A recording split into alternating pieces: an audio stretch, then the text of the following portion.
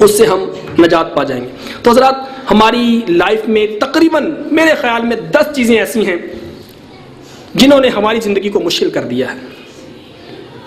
अब मैं उन पर डिटेल से बात करूं तो वो एक और लेक्चर होगा। बहरहाल, मैं आपको ये एक पैगाम भी देना चाहता हूं कि हमें ऐसे सेमिनार में जाना बहुत कम नसीब होता है। सर, हमें अब जाके पता चला है कि सेमिनार्स क्या होते हैं, किताबों से मोहब्बत क्या होती है, किताबों से दोस्ती। मैं अब आपसे पूछूं आपके किसके घर में लाइब्रेरी है, तो शायद इक्का दुक्का मुझे मिलेंगे।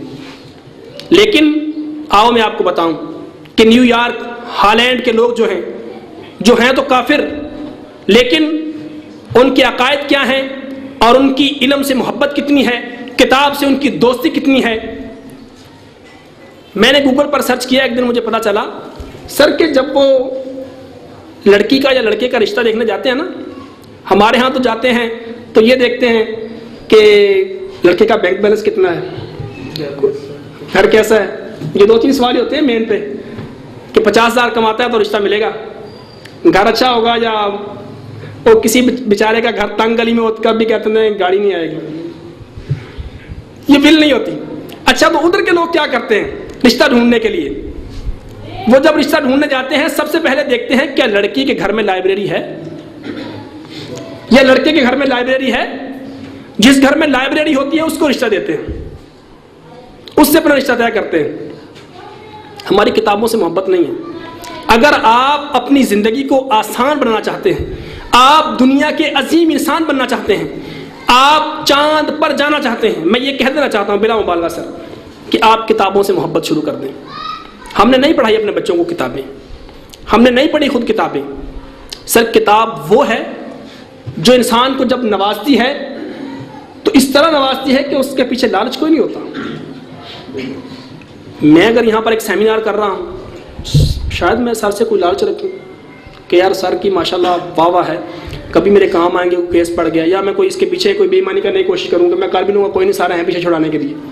मेरी लालच इनसे हो सकती है, लेकिन किताब से मोहब्बत जब इंसान करता है तो इंसान तो लालच करता है उससे सीखने की, लेकिन वो देने में कोई कसर नहीं छोड़ती। उसकी जो मोहब्बत होती है इंसान से वो बेलौस होती है और वो इंसान को नवाज देती है। और हॉलैंड के लोगों का एक और भी रवैया है जो आज हमारे घरों में नहीं है। हमने अपनी जिंदगी को इससे मुश्किल बना लिया है कि सर, वो लोग जब अपने घर में दाखिल होते हैं तो अपने जूते बाहर उतार देते हैं।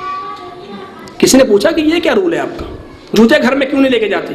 उनका जिस तरह जूते घर उतारते हैं, बाहर की बातें बाहर छोड़ देते हैं। आज मियाँ साहब घर में आते हैं तो बीवी पर बरस पड़ते हैं, टीचर घर में आता है तो आते ही गुस्सा शुरू हो जाता है। बाहर हम खुश होते हैं सारे, बिल्कुल वेल, सबसे हंस हंस के बातें करेंगे। मैं अपने दोस्तों के साथ घर में जाऊंगा तो ऐसे मुंह लटकाया होगा जैसे पता नहीं कितना घाटा बढ़ गया, मुझे नुकसान हो गया। नहीं, सरकार मदीना सल्लल्लाहु अलैहि वसल्लम की हदीस है कि जो अपने घर वालों के साथ अच्छा है वो सबसे अच्छा है। ये अच्छे की तारीफ है। अपने घर में अपना किरदार ऐसा पेश कर दें, इज्जत घर से मिलती है, बाहर से नहीं मिलती।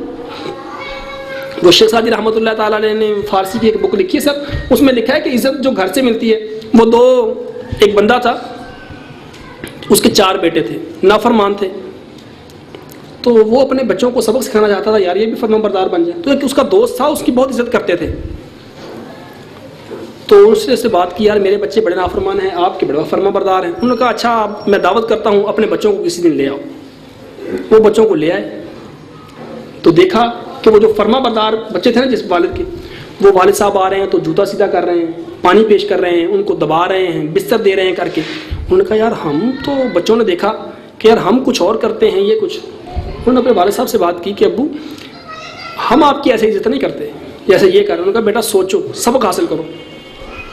अच्छा, ये सबक उन्होंने सीखा या ना सीखा, कुछ उनके जहन में बातें थीं, कुछ अर्सा वो वहाँ उस इलाके में रहे, लेकिन फिर वहाँ से वो कूच कर गए, चले गए। अब जब नए इलाके में गए ना तो उनको वो सबक याद था कि यार हमने इस तरह वालिदैन की अदब किया, देखा था कहीं पर होता। उन्होंने वहीं पर जाकर मस्जिद में जाना तो उन्होंने भी ऐसे अदब शुरू कर दिया अपने वालिद साहब का, जूते उठाने मस्जिद में। और इस अदब जब लोगों ने देखा ना उनका अदब, तो लोगों ने उनको शाह साहब कहना शुरू कर दिया कि यार ये हमारे इलाके में कोई सैयद हस्तियाँ या कोई अच्छे लोग आ गए।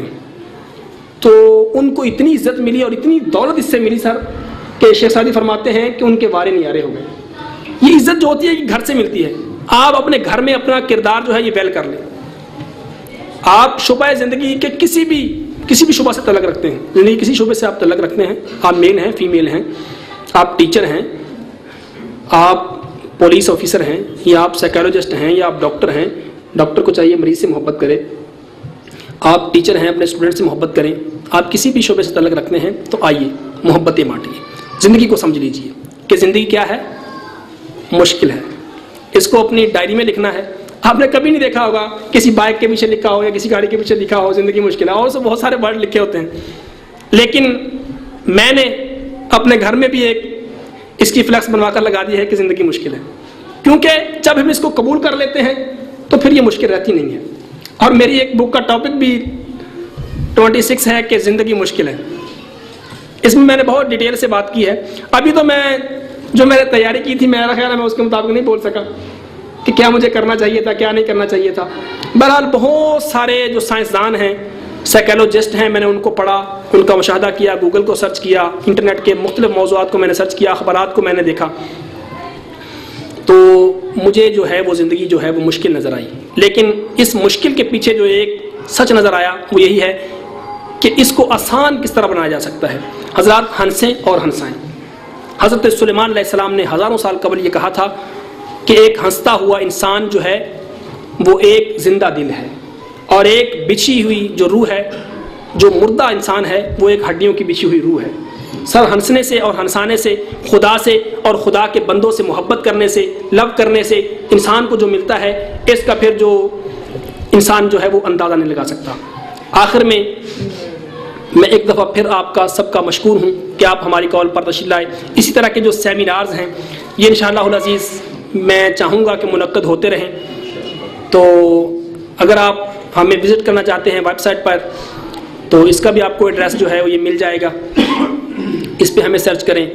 और इसके मतलब जब भी मैं एक पैगाम आखिर में सर देना चाहूँगा कि ज़िंदगी में जो कुछ मुश्किलात होती हैं वो हमारी पैदा करदा होती हैं, कि हम दोस्त बनाने में या रिश्ता बनाने में कुछ ऐसी गलतियाँ कर जाते हैं कि जिससे हमें सही परखा नहीं जाता हमसे, तो फिर इसकी वजह से हमारी लाइफ में आने वाले लोग हमें मुश्किलात देते हैं।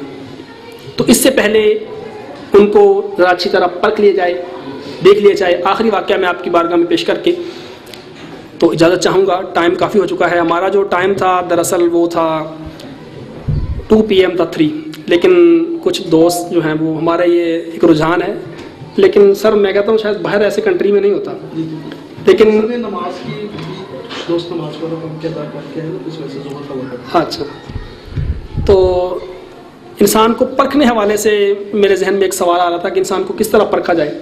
मेरा ख्याल है कि अगला सेमिनार जो होगा हमारा इंसान को परखने के हवाले से हम कर लेंगे।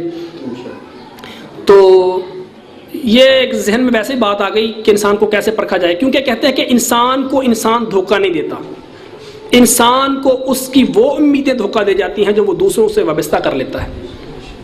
ये एक ज़िंदगी का असूल भी है कि वाकई ऐसा होता है। और हम मुश्किलात उठाते इसीलिए सर कि हम दूसरों से बहुत ज़्यादा उम्मीदें वाबस्ता कर लेते हैं, एक्सपेक्टेशंस बहुत हाई हो जाती है, फिर प्रॉब्लम होती है सर। तो 16 मार्च यही एक अखबार में, एक दुनिया न्यूज़ में खबर शाया हुई, तो उन्होंने इंसान को परखने का तरीका क्या है। तो एक साइकोलॉजिस्ट था न्यूयॉर्क का, उसने कहा जी इंसान को कितनी देर में परखा जाता है। उसने कहा 1 सेकेंड। मैंने कहा कौन सा इसके पास ऐसा आला है ये इंसान को 1 सेकंड में परख लेता है। वो कहता जब तुम मुझे हेलो करके फ़ोन पे हेलो कहते हो मैं इंसान को परख लेता हूँ क्या है। ऐसे लोग भी दुनिया में मौजूद हैं।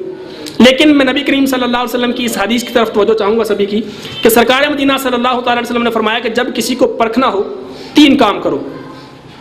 उसके साथ खाना खाओ, उसके साथ सफ़र करो और उसके साथ लेन देन करो। एक लंबा प्रोजेक्ट है। और इसी तरह हज़रत अली रज़ी अल्लाह तआला का कौल है कि अगर किसी को परखना हो तो हद से ज़्यादा उसको मोहब्बत दो। अगर मोहब्बत के बदले में मोहब्बत मिले तो समझ लो कि बंदा ठीक है, अगर मोहब्बत नहीं मिलती तो समझ लो कि ये मुखलिस नहीं है हमारे साथ। तीसरी बात, एक वाक़या है कि एक शख्स था, उसके 4 बेटे थे। वो सबको सबक सिखाना चाहता था कि इंसान को कैसे परखा जाए, इंसान को कैसे देखा जाए। तो उसने अपने बेटों को एक सफ़र पर रवाना किया, लेकिन बारी बारी 3-3 माह बाद। सर एक नदी किनारे उन्होंने भेजा उसको।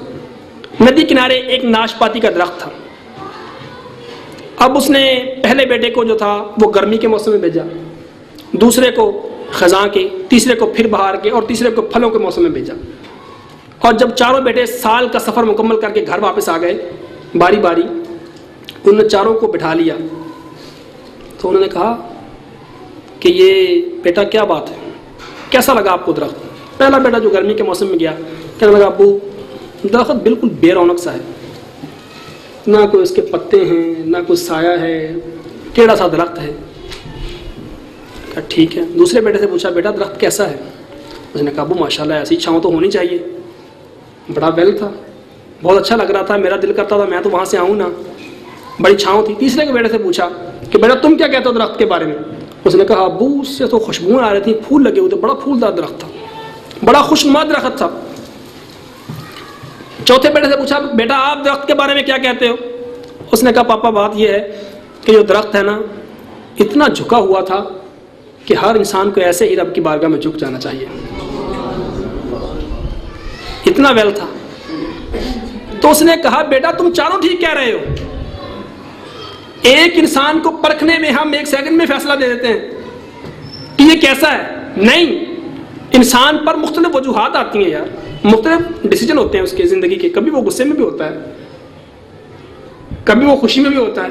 अभी कभी आप मिलने गए हैं मुझसे शॉप पर, तो मैं मसरूफ़ हूँ, आपको टाइम नहीं दे सका, आप कहें यार फ़हीम साहब का तो मूड ही ठीक नहीं होता। यार 1 मिनट में हम राय कायम ना कर लें। कभी इंसान किसी मूड में होता है, कभी किसी मूड में होता है। क्यों डॉक्टर साहब, ऐसा ही है। तो इंसान को परखने के हवाले से अगला हमारा सेमिनार जो है ये इसमें होगा। इसमें मज़ीद जो हैं वो साइकोलॉजिस्ट हजरात हमारे जो हैं वो तशरीफ़ लाएंगे। तो बहरहाल मैं एक दफ़ा फिर वही शेर कहूँगा कि दर्द का उन्वान है ये ज़िंदगी, बेसरो सामान है ये ज़िंदगी, गर्दशे खून जिगर पे मुश्तमिल, धड़कनों की तान है ये ज़िंदगी, टूट जाए कब न जाने दोस्तों, कांच का गुलदान है ये ज़िंदगी, सिर्फ बरगे सांस में अटकी हुई नर्म नाजुक जान है ये ज़िंदगी, लूट ली हैं वहशतों ने रौनकें, किस कदर वीरान है ये ज़िंदगी, मेरे आंगन में गुलो खुशबू नहीं, अब तलक सुनसान है ये ज़िंदगी, लिख दिया है कातिबे तकदीर ने, मौत की मेहमान है ये ज़िंदगी, और गम तबस्सुम ज़िंदगी का नाम है, एक खुशी एहसान है ये ज़िंदगी। दुनिया में दुख सहना सीखो, प्यार से मिलजुल रहना सीखो। अल्लाह ने के बाद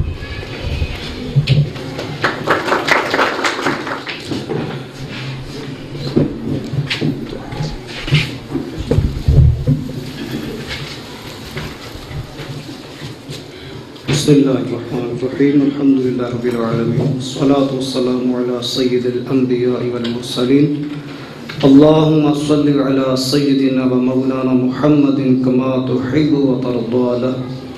रब्बना आतिना फिद दुनिया हसनतन व फिल आखिरति हसनतन व क़िना अज़ाबन नार।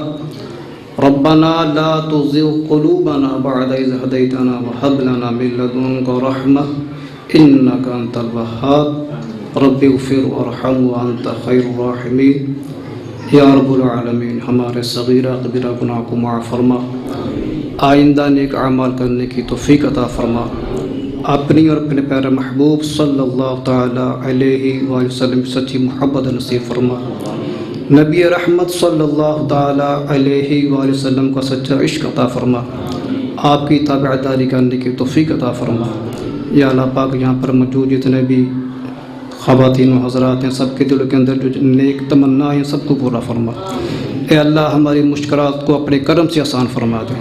या अल्लाह पाक, हमारी दुनिया और आखिरत बेहतर फरमा दे। सल्लल्लाहु तआला अला खैरि खल्क़िही मुहम्मदिन व अला आलिही व अस्हाबिही अजमईन बिरहमतिका या अरहमर राहिमीन।